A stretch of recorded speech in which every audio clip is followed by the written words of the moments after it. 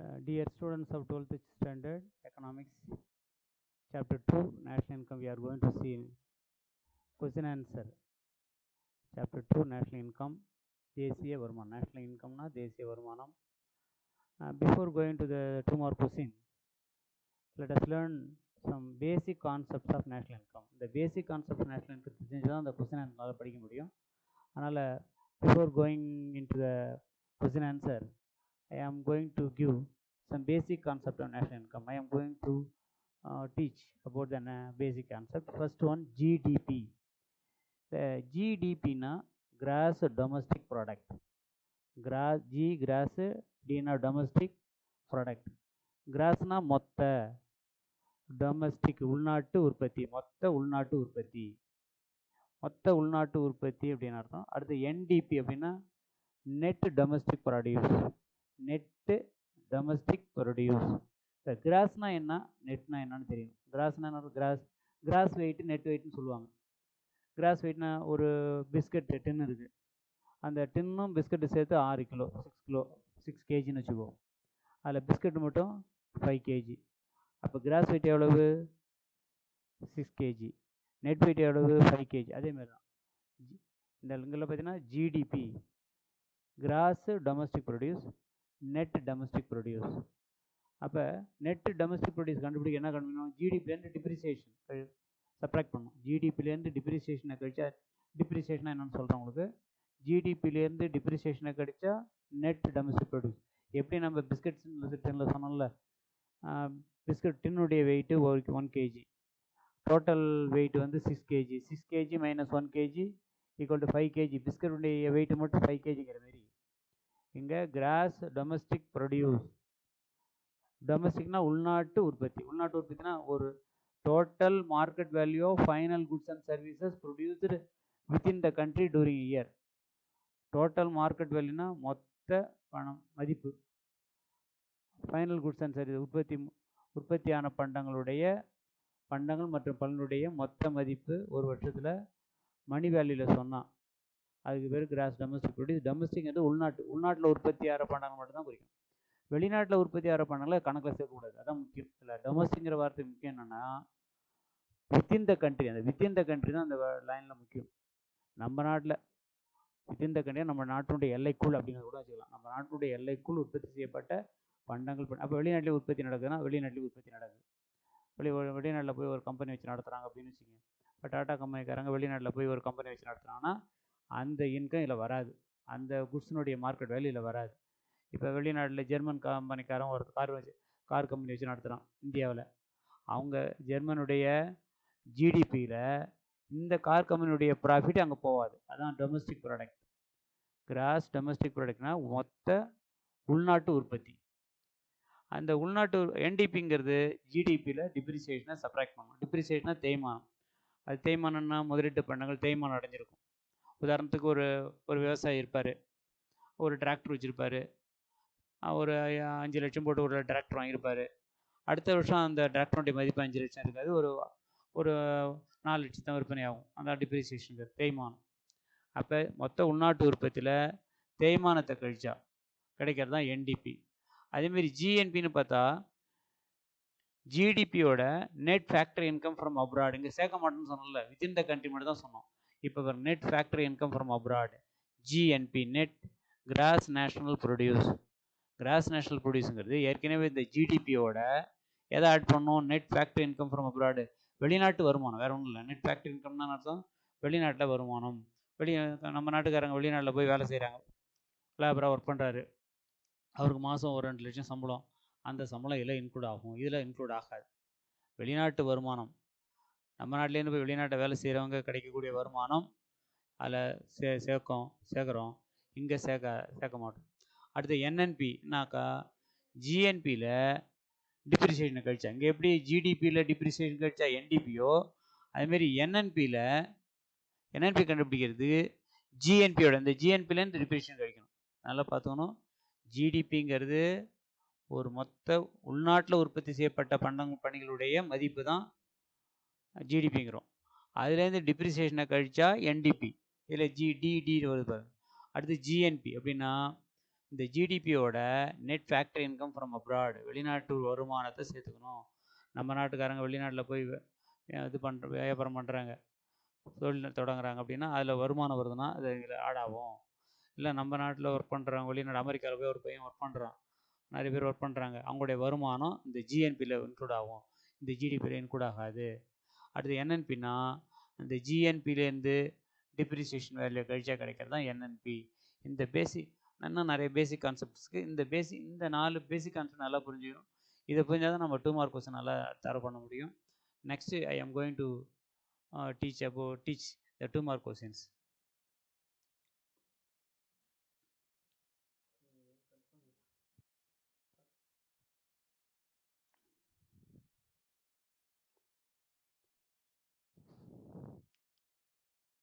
First, define national income.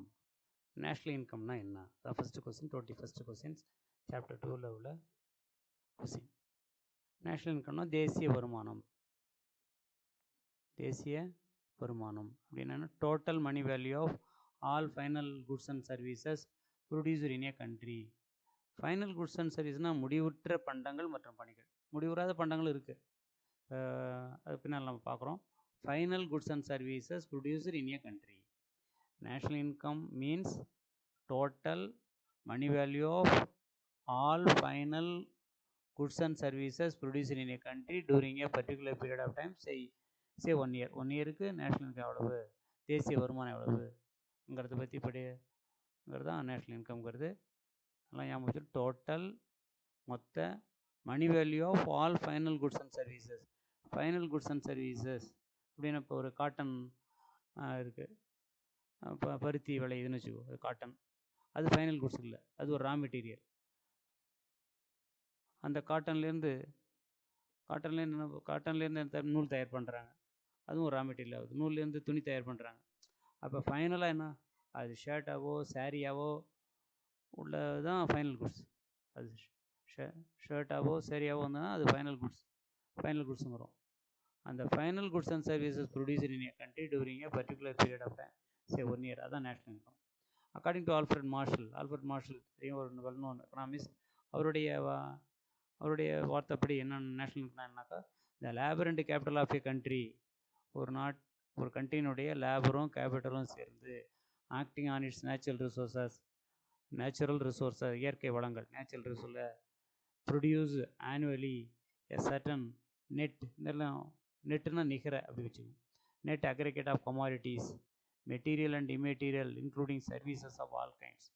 This is the true net annual income or revenue of the country or national dividend. இதெல்லாம் பார்த்தீங்கன்னா national டிவிடெண்ட்னாலும் revenue of the கண்ட்ரினாலும் net annual இன்கம்னாலும் national income தான். இதனுடைய 3 national இன்கத்துக்கு வேறு பேர் சொல்கிறாங்க. நெட் ஆனுவல் இன்கம் மார்ஷல் சொல்கிறார், நெட்டு ஆனுவல் இன்கம் அப்படின்னாலும், ரெவன்யூ ஆஃப் த கண்ட்ரினாலும், நேஷ்னல் டிவிடெண்ட்னாலும் அது எதை குறிக்கணும்னா நேஷ்னல் இன்கத்தை தான் குறிக்கும். இது டெஃபினேஷன். அதனால் definition as it is read நல்லா தரவாக படிச்சுக்கணும். The labour and capital of a country, ஒரு நாட்டினுடைய லேபரும் உழைப்பும் முதலீடும் சேர்ந்து எங்கே ஆக்ட் பண்ணுது, எங்கே செயலாற்றுது, நேச்சுரல் ரிசோர்ஸ், அதனுடைய இயற்கை வளங்களில். இப்போ நேச்சுரல் ரிசோர்ஸ்னா நிலங்கிறது ஒரு நேச்சுரல் ரிசோர்ஸ். நிலத்தில் லேபர் ஒர்க் பண்ணுறாங்க, முதலீடு போடுறாங்க. ஒரு விவசாயி என்ன செய்கிறார், முதலீடு போடுறாரு, லேபரை பணிக்கு அமர்த்துறாரு, அதான் நேச்சுரல் ரிசோர்ஸஸ் ப்ரொடியூஸ் ஆனுவலாக இதை ப்ரொடியூஸ் பண்ணுறாங்க. Net aggregate of commodities, net aggregate இங்கே நெட் வேல்யூ தான் எடுத்துக்கணும் நம்ம. ஒரு நெட் அக்ரிகேட் ஆஃப் கமாடிட்டிஸ் எவ்வளவு அக்ரிகேட் ஆஃப் கமாடிட்டிஸ் உற்பத்தி பண்ணுறாரு, material and immaterial including service of all kinds. This is the true net annual income or revenue of the country or national dividend அப்படின்னு இது Alfred மார்ஷலுடைய definition. ஒரு famous எக்கனாமிஸ்டினுடைய, ஒரு classical economist இவர், அவருடைய டெஃபினேஷன் நல்லா படிச்சுக்கணும். இந்த first 2 lines very important. First sentence, national income means total money value of all final goods and services producer in a country during a particular period of time, say 1 year. National இன்கம்ங்கிறது தேசிய வருமானம்.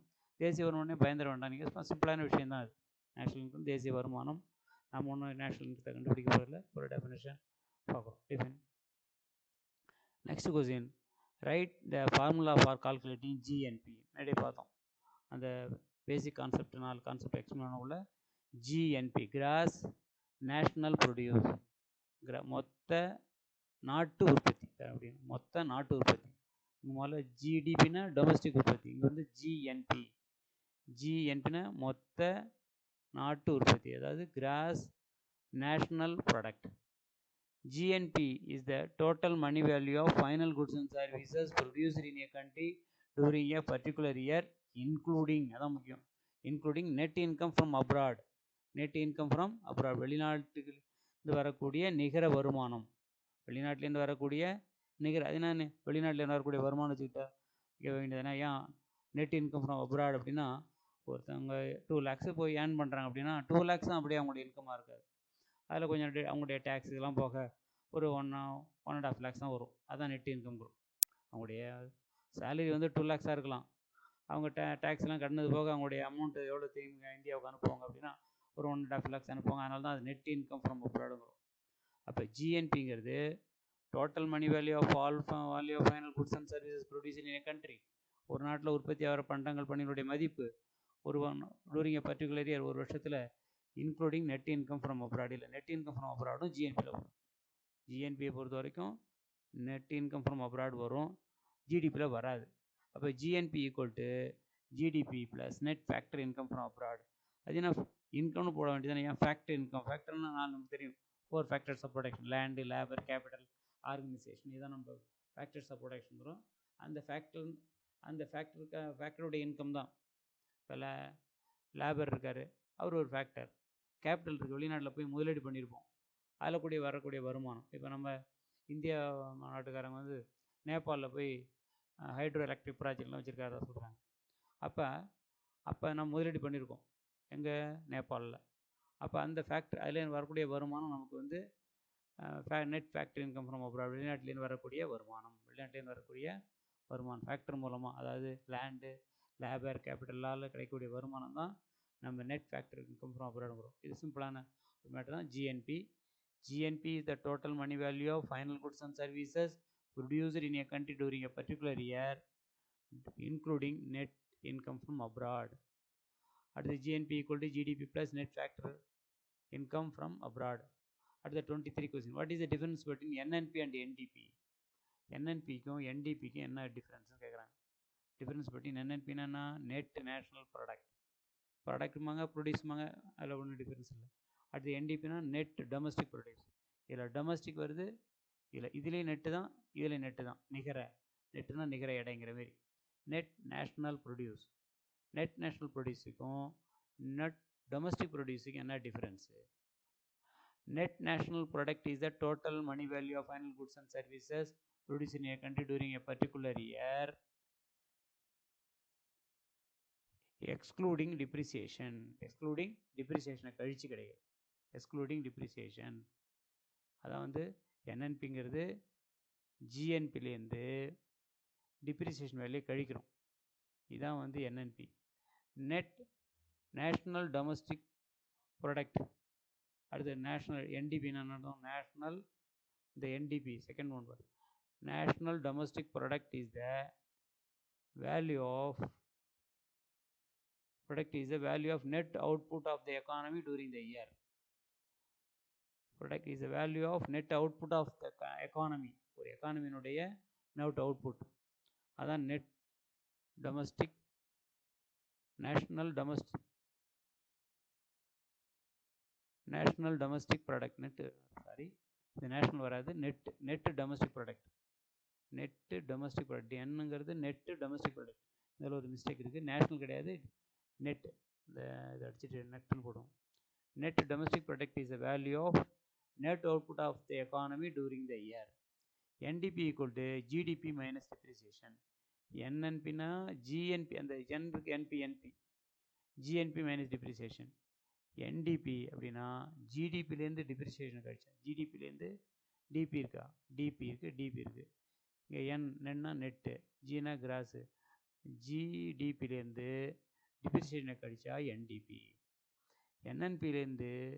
NNPங்கிறது GNPலேருந்து டிப்ரிசியேஷனை கழிச்சா அது NNP. ஞாபகம். Next 24th question.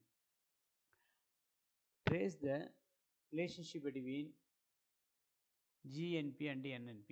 Trace the relationship between GNPக்கும் NNPக்கும் என்ன difference. திரும்ப இந்த 4 points தான் திரும்பி இப்படி கன்ஃபியூஸ் பண்ணுற மாதிரி இருக்கும், பார்த்துக்கனால. Gross national product. Gross national product GNP is the total money value of final goods and services produced in a country during a particular year, including net income from abroad. ஏற்கனவே பார்த்ததான் என்னன்னு வந்தாலே டொமஸ்டிக்கில் தான் abroad income வராது.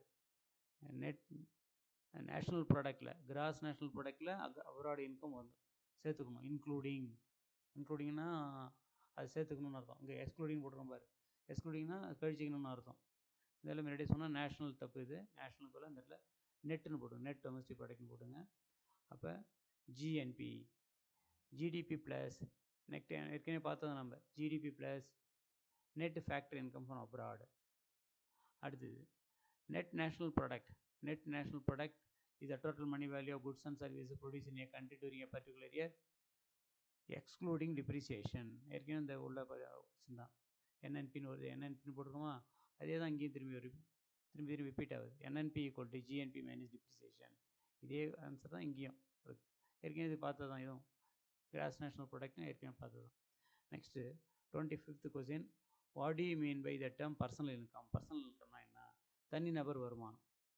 தனிநபர் personal income is the total income received by the individuals of a country from all sources before the payment of direct taxes in a year.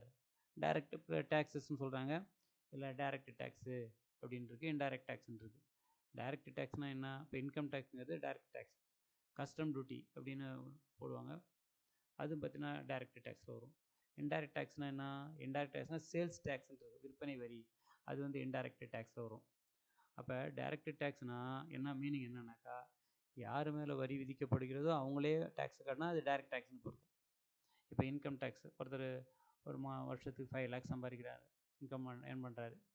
5 lakhsல ஒரு 4 lakhs வரைக்கும் அவருக்கு டேக்ஸ் ஃப்ரீ கிடைக்கும். அந்த 1 lakhக்கு அவருக்கு ஒரு 10,000 rupees டேக்ஸ் கட்டணும்னு வச்சுக்கோங்க, அது டைரக்ட் டேக்ஸ். அவர் மேலே இன்கம் டேக்ஸை பொறுத்த வரைக்கும் யார் மேலே வரி போடுறாங்களோ விதிக்கிறாங்களோ அவங்க தான் அந்த வரியை கட்டியாகும், அது டைரக்ட் டேக்ஸ். இன்டைரக்ட் டேக்ஸ்னால் ஒருத்தன் மேலே வரி போடுவாங்க, அது வேற ஒருத்தன் கட்டுற மாதிரி இருக்கும். இப்போ நம்ம வந்து விற்பனை வரி கட்டுறோம், சேல்ஸ் டேக்ஸ்னு கட்டுவோம். ஒரு சோப்பு வாங்குகிறோம், அதுக்கு சேல்ஸ் டேக்ஸ் எக்ஸ்ட்ரான்னு போட்டிருப்பாங்க, அந்த சேல்ஸ் டேக்ஸை நம்ம தான் கட்டுறோம். ஒரு மருந்து பொருள் வாங்குகிறோம், ஒரு மருந்து பொருள் மெடிக்கல் ஷாப்பில் போய் ஒரு மருந்து பாட்டில் வாங்குகிறோம், அதனுடைய டேக்ஸை நம்ம தான் கட்டுறோம். ஆனால் கவர்மெண்ட் யார் மேலே டேக்ஸ் போட்டிருக்காங்க? அந்த மருந்து உற்பத்தியாளர் மேலே போட்டிருப்பாங்க. மருந்து கம்பெனியில் போடக்கூடிய டேக்ஸை அவங்க யார்கிட்ட திருப்பி அனுப்பிச்சிடுறாங்க? கஸ்டமர் கட்டுற மாரி இருக்குது. அதுமாரி என்டர்டெயின்மெண்ட் டேக்ஸ்ன்னு இருக்கும். தேட்டர்லாம் பார்த்தீங்கன்னா, தேட்டர் சர்க்கஸ்லாம் பார்த்தீங்கன்னா என்டர்டெயின்மெண்ட் டேக்ஸு. யார் தேட்டருக்காரன் மேலே போடக்கூடிய வரியை அவங்க யார்கிட்ட டிக்கெட்டில் சேர்த்து வாங்கிடுறாங்க, என்டர்டெயின்மெண்ட் டேக்ஸ் அப்படின்னு வாங்குவாங்க, பொழுதுபோக்கு அப்படின்னு போட்டுவாங்க. அப்போ டைரக்ட் டேக்ஸுங்கிறது என்ன அப்படின்னா, யார் மேலே வரி விதிக்கப்படுகிறதோ அவங்களே டேக்ஸ் அவங்க தான் அந்த டேக்ஸை கட்டி ஆகும், அதனுடைய சுமையை அவங்க தான் ஏற்றி ஆகணும், அதான் டைரக்ட் டேக்ஸ். இன்டைரக்ட் டேக்ஸ்னால் என்ன அப்படின்னா, ஒருத்தங்க மேலே விதிக்கக்கூடிய வரியை வேற ஒருத்தங்க கட்டுவாங்க. சோப்பு கம்பெனி மேலே ஒரு ஹமாம் சோப்பு இருக்குது, அந்த ஹமாம் சோப்பு மேலே போடக்கூடிய வரியை, கம்பெனி மேலே போடக்கூடிய வரியை ஹமாம் சோப்புக்காரன் யார் வாங்குறான்? யார் கன்சியூமரோ, யார் அந்த சோப்பை வாங்கி உபயோகிக்கிறவங்களோ அவங்க கட்டுற மாதிரி செஞ்சிடறாங்க. அதுக்கு பேர் தான் இன்டைரக்ட் டேக்ஸ். அப்போ பர்சனல் இன்கம்னா என்னென்னா, டோட்டல் இன்கம். பர்சனல் இன்கம் ஒருத்தவங்களும் வருமானம் வருது, அப்போ இந்தியாவில் எவ்வளோ பேர் இருக்காங்களோ அவங்களுடைய வருமானத்தை எல்லாத்தையும் சேர்த்தா தான் பர்சனல் இன்கம்.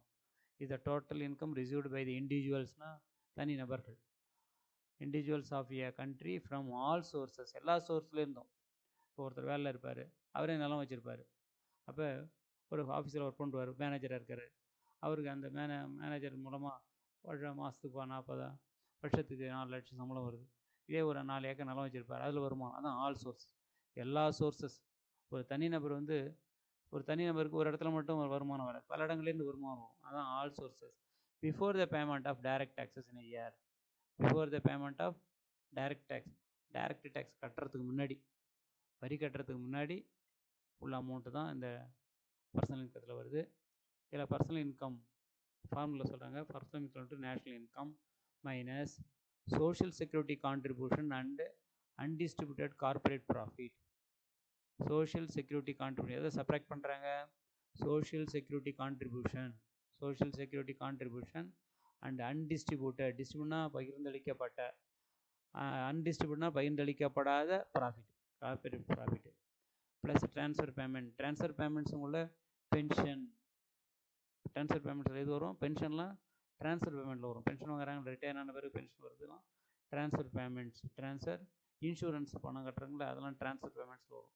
அப்போ personal income equal to national இன்கத்தில் வந்து எதை கழிக்கணும்னா சோஷியல் செக்யூரிட்டி கான்ட்ரிபியூஷன், அவங்க சமுதாய பாதுகாப்புக்குள்ளேயே கான்ட்ரிபியூட் பண்ணியிருப்பாங்க, டொனேட் பண்ணியிருப்பாங்க. அந்த கான்ட்ரிபியூஷனையும் அன்டிஸ்ட்ரிபியூட்டட் கார்பரேட் ப்ராஃபிட்டையும் செப்பரேட் பண்ணணும். ரெண்டை செப்பரேட் பண்ண சொல்கிறாங்க. எதை ஆட் பண்ண சொல்கிறாங்க, ட்ரான்ஸ்ஃபர் பேமெண்ட்டை ஆட் பண்ண சொல்கிறாங்க. ட்ரான்ஸ்ஃபர் பேமெண்ட்டை ஞாபகம் வச்சுக்கணும். பென்ஷன் இன்சூரன்ஸ்லாம் ட்ரான்ஸ்ஃபர் பேமெண்ட்டில் வரும். அப்போ what you mean with the term personal income? Personal income is the total income received by the individuals of a country. ஒரு நாட்டினுடைய இண்டிவிஜுவல்ஸ்லாம் received total income from all sources, எல்லா சோர்ஸ்லேருந்தும் before the payment of direct tax in year, direct tax கட்டுறதுக்கு முன்னாடி, பிஃபோர்னா முன்னாடி, payment of the tax direct tax in year. அடுத்த next one define GDP deflator அப்படிங்கிற deflator. GDP deflator is an index, அது ஒரு குறியீடு of price changes of goods and services included in GDP. Price changes of goods and services included in GDP. நம்ம ஜிடிபி கால்குலேஷனில் பார்ப்போம். சில நியர்லி ஒரு 64 குட்ஸ் எல்லாம் நம்ம ஜிடிபியில் கால்குலேட் பண்ணுற எடுத்துக்கிறாங்க. ஒரு 64 வகையான பண்டங்களை நம்ம ஜிடிபி கால்குலேஷன், கிராஸ் டொமஸ்டிக் ப்ரொடியூஸுங்கிற கால்குலேட் பண்ணும்போது, நேஷ்னல் இன்கத்தை கால்குலேட் பண்ணும்போது சில குட்ஸ் அதனால தான் அந்த ப்ரைஸ் அதில் என்னென்ன மாற்றங்கள் இருக்குது, அந்த விலையில் என்னென்ன மாற்றங்கள் இருக்குது, ப்ரைஸ் சேஞ்சஸ். அப்படி ப்ரைஸ் எப்பொழுதுமே ப்ரைஸ் வந்து சேஞ்ச் ஆகிட்டே இருக்கும். ஒரு வருஷம் விற்கிற ப்ரைஸ் அடுத்த வருஷம் விற்காது, அடுத்த விலை ஏறிட்டு இருக்கும். அதான் ஜிடிபி டிஃப்ளெக்டருங்கிறது அது இண்டெக்ஸ், அது ஒரு குறியீடு of price changes of goods and services included in GDP. ஜிடிபியில் உள்ள ப்ரைஸ் சேஞ்சஸ் தான் சொல்கிறாங்க. ஜிடிபியில் ஒரு ஃபார்முலா இருக்குது, நாமினல் ஜிடிபி டிவைடட் பை, இதெல்லாம் இது வந்து டிவைடட் பை வச்சுக்கணும், கீழே கூட எழுதிக்கலாம் நீங்கள். நாமினல் ஜிடிபி போட்டு இங்கே லைன் போட்டு ரியல் ஜிடிபி இன்ட்டு 100. நாமினல் ஜிடிபியை ரியல் ஜிடிபி உண்மையான ஜிடிபியால் வகுத்து அதை 100ஆல் மல்டி பண்ணால் கிடைக்கத்தான் GDP deflator. Nominal GDP divided by real GDP உண்மையான ஜிடிபி. ரியல் ஜிடிபியால் எதை மல்டி பண்ணோம், இன்ட்டு 100ஆல் மல்டி பண்ணால் ஜிடிபி டிஃப்ளேக்டர் கிடைக்கும். Next 27th question. Why is self-consumption difficult in measuring national income? இது ஒரு சிம்பிளான கொஸ்டின் தான். Why is self-consumption difficult in measuring national income? National income அதாவது தேசிய வருமானம் கண்டுபிடிக்கிறோம், பல மெத்தட் இருக்குது, பின்னால் பார்க்க போகிறோம். அதில் செல்ஃப் கன்சம்ஷன் அப்படின்னு வரும். செல்ஃப் கன்சம்ஷன்னா ஒரு விவசாயி ஒரு 20 மூட்டை நெல் உற்பத்தி பண்ணுறாரு. அவர் வந்து தன்னுடைய சொந்த உபயோகத்துக்கு ஒரு 5 மூட்டை நெல்லை வீட்டில் வச்சுக்கிறார். ஒரு 5 bags ஆஃப் பேடியை வீட்டில் வச்சுக்கிட்டு 15 bags தான் விற்பனைக்கு கொண்டு போகிறார். அப்போ அந்த 5 bags இருக்குல்ல, சொந்த நுகர்வுக்கு வச்சுக்கிறாருல, செல்ஃப் கன்சம்ஷன் சொந்த 5 bags ஆஃப் பேடி இருக்குல்ல, அதுதான் செல்ஃப் கன்சம்ஷனுங்கிறாங்க. அப்போ self consumption difficult in measuring national income. National income measure பண்ணுறதுல இந்த செல்ஃப் கன்சம்ஷன் என்ன கஷ்டத்தை கொடுக்குது, என்ன பிரச்சனை கொண்டு வருது அப்படிங்கிறாங்க. ஃபார்மர்ஸ் விவசாயிகள் keep a large portion of food and other goods producer on the ஃபார்ம்னா பண்ணையில் ஃபார் செல்ஃப் கன்சம்ஷன். செல்ஃப் கன்சம்ஷனுக்கு நிறைய விவசாயிகள் என்ன செய்கிறாங்க, ஒரு லார்ஜ் போர்ஷனை தங்களோட வச்சுக்கிறாங்க. நம்ம ஒரு 5 மூட்டைன்னு சொன்னோம், சில பேர் நிறைய கூட வச்சுப்பாங்க. அப்போ விவசாயிகள் என்ன செய்கிறாங்க, ஒரு விவசாயி 5 மூட்டை வைக்கிறார். அதுமாரி இந்தியாவில் உள்ளவங்கெல்லாம் எத்தனை மூட்டை வச்சுருப்பாங்க. ஒரு விவசாயி நான் சொன்ன ஒரு எக்ஸாம்பிள் சொன்னால் ஒரு 5 bags ஆஃப் பேடியை வீட்டில் சொந்த செல்ஃப் கன்சம்ஷன் யூஸ் பண்ணுறான்னு சொன்னோம். அப்போ இந்தியாவில் எவ்வளோ ஃபார்மர்ஸ் இருப்பாங்க, எல்லாரும் ஆளு கொஞ்சம் எடுத்து வச்சாங்கன்னா அப்போ அது லார்ஜ் போர்ஷன் ஆகுது. Farmers keep a large portion of food and other goods produced on the farm for self consumption. Self கன்சம்ஷனுக்காக அவங்க என்ன செய்கிறாங்க, அது தனியாக எடுத்து வச்சு கீப் பண்ணிக்கிறாங்க. That part of the produce, அந்த உற்பத்தி, அந்த 5 மூட்டை எடுத்து வச்சான்னு சொன்னோம்ல, அந்த உற்பத்தி which is not sold in the market, அது மார்க்கெட்டில் விற்பனைக்கு வராது. Is not included national income, அது நேஷ்னல் இன்கத்தில் அதில் கால்குலேட்டில் வராது. ஏன்னா அந்த 15 மூட்டை விற்பனை கொண்டு வரல, அது நேஷ்னல் இன்கம் கால்குலேஷனில் வரும். இந்த 5 bags of self consumption use பண்ணுறாரு அது வந்து மார்க்கெட்டு அது வந்து நேஷ்னல் இன்கம் கால்குலேஷனில் இன்க்ளூட் ஆகாது, is not included in national income. So self consumption is difficult in measuring national income. அதனால் டிஃபிகல்ட்டிஸ் இன் மெஷரிங் நேஷ்னல் இன்கம்னு தனி கொஸ்டின் நான் படிக்க போகிறோம், அதில் இந்த கொஸ்டின் வரும். அப்போ செல்ஃப் கன்சம்ஷனுங்கிறது நேஷ்னல் இன்கத்தில் நேஷ்னல் இன்கம் கால்குலேஷனில் கண்டுபிடிக்க கஷ்டமாக இருக்கும். அந்த அமௌண்ட் இந்த 5 வந்து நேஷ்னல் இன்கம் கால்குலேஷன் வரல, இது ஒரு குறைபாடாக சொல்லுவாங்க. Next part C question.